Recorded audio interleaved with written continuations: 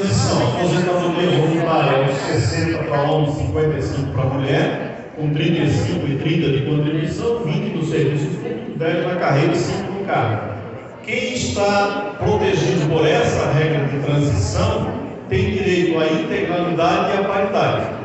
Então, a sua aposentadoria será regida, completou as condições antes de agosto de 2021, mesmo que esteja trabalhando ainda, ele tem direito adquirido a essa regra. E nesse caso ele vai levar a integralidade, vai ter a última remuneração em atividade e vai levar o princípio da paridade, ou seja, os ganhos futuros da categoria se estenderão a esse servidor. No caso do professor, há aqui uma redução também de tempo de idade e tempo de contribuição, tá? Mas igualmente, se preencher os requisitos, levam integralidade e paridade. A partir de 11 de agosto de 2021, ano passado, né, que foi a reforma da Previdência do Estado, outra reforma da Previdência do Estado, com a aprovação da Lei Complementar 773, essas passaram a ser as regras de transição. Então, alguém que não completou o direito adquirido na regra de transição anterior, no slide anterior, caiu para as novas regras de transição. Aquela foi revogada para quem não completou o direito. Só quem completou naquela regra é que tem ela preservada para exercer a qualquer tempo, tá? Então, supondo alguém que não havia implementado até então, as novas regras de transição, as que vigoram hoje, são essas. A voluntária aos 61 anos de idade, homem, aos 56, mulher, com 35 de contribuição e 30 mulher, 10 no serviço público, 5 no cargo, e mais o somatório entre idade e tempo de contribuição, que tem que totalizar 96 para o homem ou 86 para a mulher. Então pega lá no homem, 61, mais 35 de contribuição, 96, certo? Então ele tem que somar os dois. Se ele tiver 62 de idade e tiver 33 de contribuição, ele não tem 96, tem 95. Ele vai ter que esperar mais um ano para completar essa última condição da letra E. Então são condições que se acumulam, elas não são alternativas. Eu tenho que cumprir todas, só aí eu tenho direito, tá? Porém, essa regra que está aqui em cima, a própria lei complementar já tratou de modificar. A lei complementar é de agosto do ano passado, mas ela própria já se antecipou mudando a regra, dizendo a partir desse ano, então ela vigorou com essa regra entre agosto e dezembro, para quem completou o direito até ali. Quem completou até ali vale aquela regra lá de cima. Quem não completou até ali começa a valer as de baixo. Então vejam como é complexo, né? A partir de janeiro de 2023, aquela idade mínima de 61 e 56 lá de cima passou a ser 62 e 57. Sabe a figurinha do cachorro correndo atrás do rabo? São vocês. Está chegando lá, quando está botando o pé na aposentadoria, pá, mudou a idade. Aumentou um ano na idade, agora eu fico mais um ano. Daqui a pouco está chegando lá, aumentou outra coisa, aumentou o somatório, e assim vai. Tá?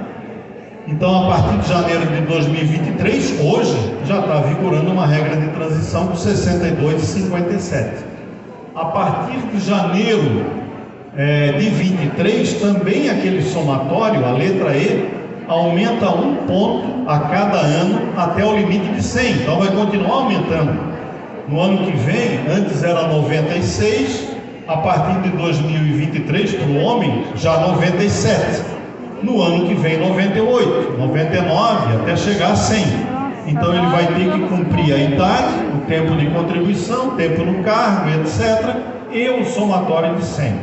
Então vai cada vez jogando mais para frente a aquisição do direito à aposentadoria, tá? Porém, aqui vem uma ressalva. Se esse ingresso, aqui nós estamos falando de uma regra de ingressantes até 1º de janeiro de 2022. Apesar da lei complementar ser de agosto de 2021, ela diz que os ingressantes até 1º de janeiro de 2022 têm direito a essa regra de transição, tá? Então, Vale lá aquele exemplo que a gente estava dando antes, né, de 3 ou 4 pessoas aqui, que a gente falou de regra permanente, vale essa ressalva. Eles têm direito à regra permanente nova, mas também têm direito a essa regra de transição, porque a lei complementar, não se sabe exatamente por quê, muito provavelmente para ajudar alguém que algum deputado conhecia, disse lá que essa lei complementar começa a valer em agosto, mas quem ingressar até 1º de janeiro de 22 tem regra de transição. Eu nunca tinha visto isso antes, tá? Uma regra de transição criada para frente, né? Já vale para quem não ingressou ainda, vale para quem ingressar, mas que bom, né? Do ponto de vista da regra, é bom para essas pessoas.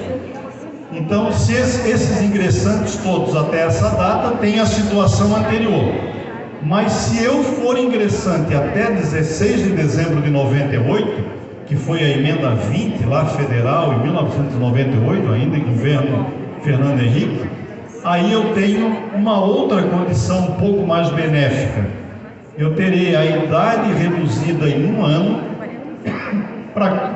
a idade, né, reduzida a cada ano superior a 35 homens ou 30 mulheres.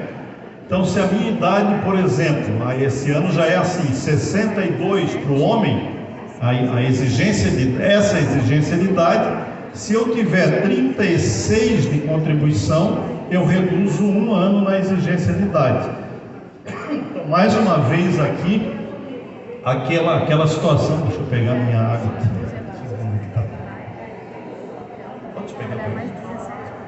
Mais uma vez aquela situação que eu mencionei de como é importante olhar o detalhe com lupa, né? Porque a gente vai vendo a regra, daqui a pouco descobre uma sub-regra que pode salvar alguém. Então, se for ingressante antes de 98, tem essa vantagem aqui na hora de enquadrar na regra de transição atual. E mais uma vez vale a luta pelo ingresso pretérito, né? Vale aquela história de considerar cargo anterior, quando é o caso, tá?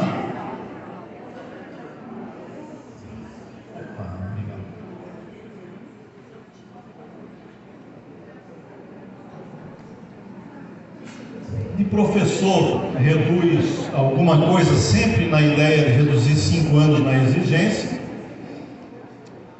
Forma de cálculo. Ali, vai para vocês depois, não precisam anotar, tá? É muita coisa, né? O meu tempo aqui é curto. Forma de cálculo. Até ali a gente estava falando de condições de elegibilidade, né? Condições para se aposentar, requisitos de aposentadoria. Agora a gente tem que ver, bom, eu preenchi vários daqueles requisitos. Eu sou um servidor que ingressou antes de 98, eu tinha uma regra de transição lá na emenda 20, depois tive uma regra de transição com a lei complementar estadual lá de 2008, depois tive uma regra de transição em agosto do ano passado e tenho as regras permanentes atuais que sempre são também uma opção. Eu tenho às vezes servidores com 4 possibilidades de aposentadoria, 4 possibilidades de enquadramento, preencheram lá atrás o requisito, já o primeiro deles de regra de transição, quando veio outra, evidentemente eles preencheram também, porque já tinham preenchido preteritamente e assim por diante. Então eu preciso olhar todas essas regras de transição e todas as formas de cálculo de cada uma delas, para daí então concluir qual é a melhor modalidade que ele deve lá no RH assinalar que ele quer, né? Quando muitas vezes o RH não tem capacidade de dizer isso também, né? Não tem o conhecimento detalhado das regras previdenciárias, que cada vez torna mais difícil conhecer, né? E cada vez torna mais importante vocês terem a associação também prestando esse serviço, né, de esclarecimento nesse momento tão importante da vida. Pois bem, voltamos aqui à forma de cálculo então. Se você é ingressante até 31 de dezembro de 2003, olhem de novo a data de ingresso como tem valor, né? Se eu sou ingressante até aqui, integralidade e paridade, faltou lá. Se eu sou ingressante a partir de 1º de janeiro de 2004, que foi a data da emenda federal no 41, Nesse caso, é cálculo pela média e sem direito à paridade. Os reajustes futuros são aqueles iguais ao regime geral de previdência, tá? Então, é importante tentar levar a pessoa para antes de 31 de dezembro de 2003, né? Como ingresso no serviço público, tá? Como é que é o cálculo pela média?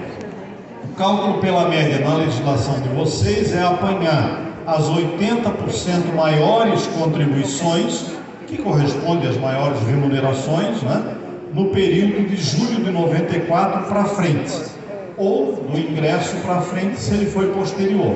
Então eu pego o período contributivo de julho de 94 até hoje, apanho as 80% maiores e desprezo as 20% menores e calculo a média. Esse vai ser o resultado da sua aposentadoria. Quanto vai ser? Depende de cada pessoa, né?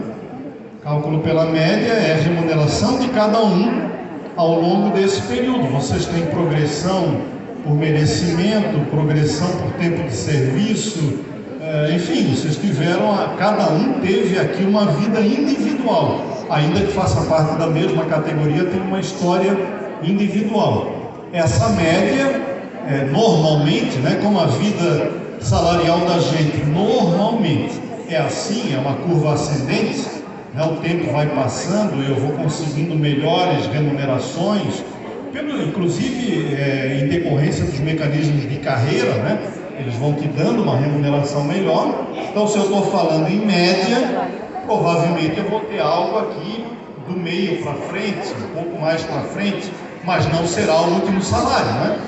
Não será a última remuneração. Aqui haverá uma perda. Mas é possível, excepcionalmente, é possível que ocorra isso na vida de vocês. Peguei um período de 10 anos, um governador foi reeleito, ficou aí 8 anos, depois veio um outro com a mesma política e congelou o salário por 14 anos. Bom, aí a curva começa a fazer isso.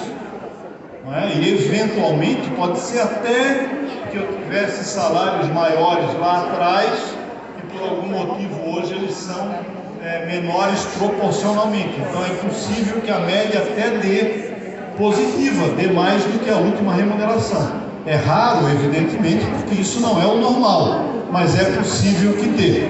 Aí a lei previdenciária de vocês encontrou uma solução.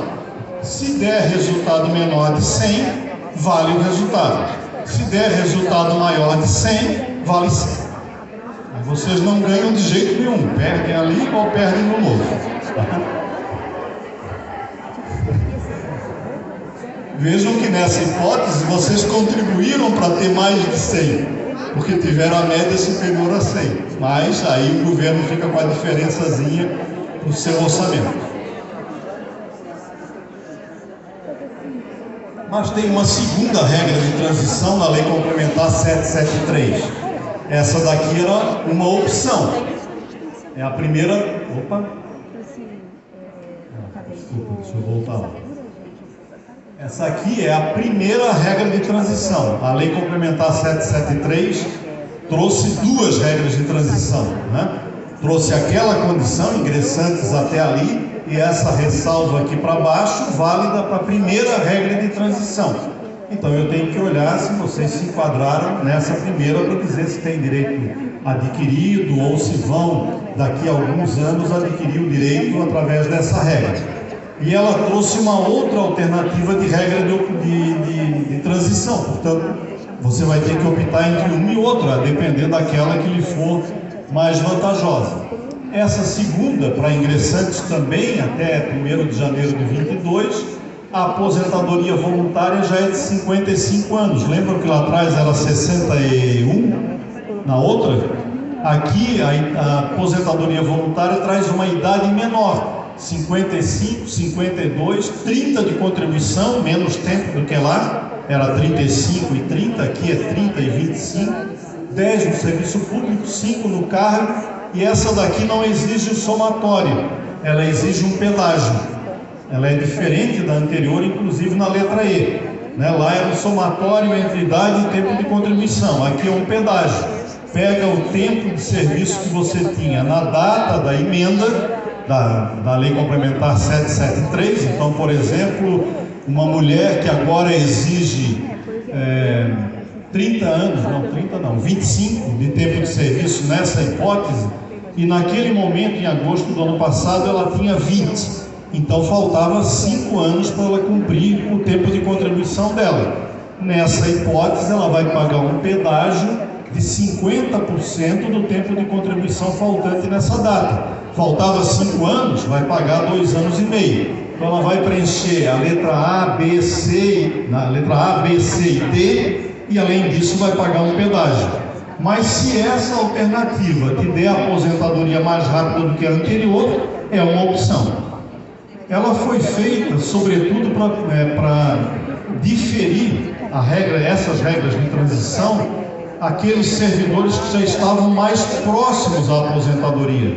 Claro, porque se ele estava próximo de completar tudo, o pedágio dele pode ser insignificante, ou zero. Pode ser que não tenha nem pedágio, né? E já tenha nascido ali o próprio direito adquirido, tá?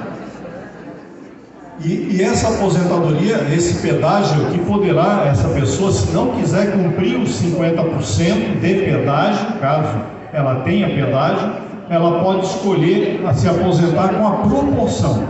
Então ela não vai cumprir 50%. Deu aquele exemplo que eu dei, deu 2 anos e meio, ela quer aposentar com 2.